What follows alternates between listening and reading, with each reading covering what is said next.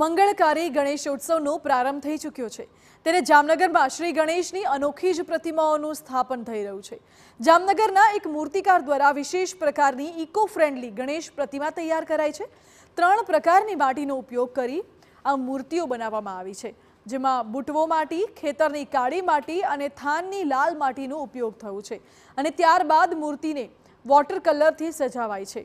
આ ગણેશ પ્રતિમાની વિશેષતા એ છે કે તેનાથી મૂર્તિની પવિત્રતા પણ જળવાય છે અને વિસર્જન સમયે તે સરળતાથી પાણીમાં પીગળી જાય છે, જેને લીધે પર્યાવરણનું પણ જતન થાય છે। મોટી સંખ્યામાં લોકો પણ આવી જ ઇકો ફ્રેન્ડલી પ્રતિમાનું ઘરમાં સ્થાપન કરી રહ્યા છે।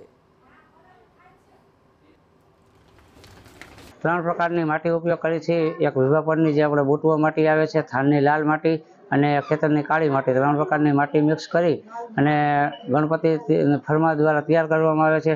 ત્યાર પછી એની ઉપર ફ્લોરેસન્ટ કલર મારવામાં આવે છે કે જે આસાનીથી ઓગળી જાય છે અને લોકો કહે છે તે મુજબ અલગ અલગ વસ્ત્રોના પણ શૃંગાર કરવામાં આવે છે।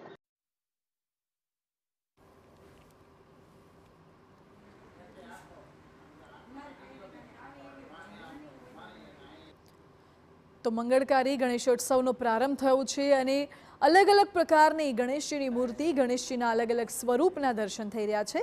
હાલ તો જામનગરમાં એક મૂર્તિકારે ગણેશજીની મૂર્તિ 3 પ્રકારની માટીમાંથી બનાવી છે, જેથી એ ગણેશજીની મૂર્તિની પવિત્રતા પણ જળવાઈ રહે અને પર્યાવરણનું જતન પણ થાય।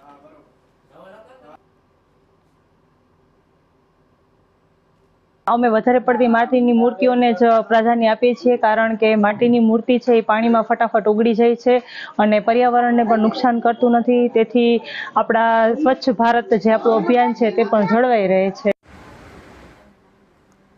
આ દ્રશ્યો જુઓ જ્યાં અલગ અલગ પ્રકારની ગણેશજીની મૂર્તિ આપની સ્ક્રીન ઉપર।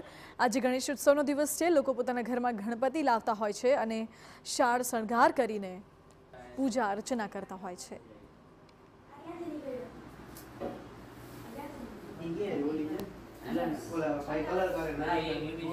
મહત્વનું છે કે હાલ લોકોમાં ઇકો ફ્રેન્ડલી ગણેશ પ્રતિમાનો ક્રેઝ વધ્યું છે, એટલે ઇકો ફ્રેન્ડલી ગણેશજીની મૂર્તિઓનું આ વખતે વધારે પ્રમાણમાં લોકોમાં માંગ જોવા મળી રહી છે।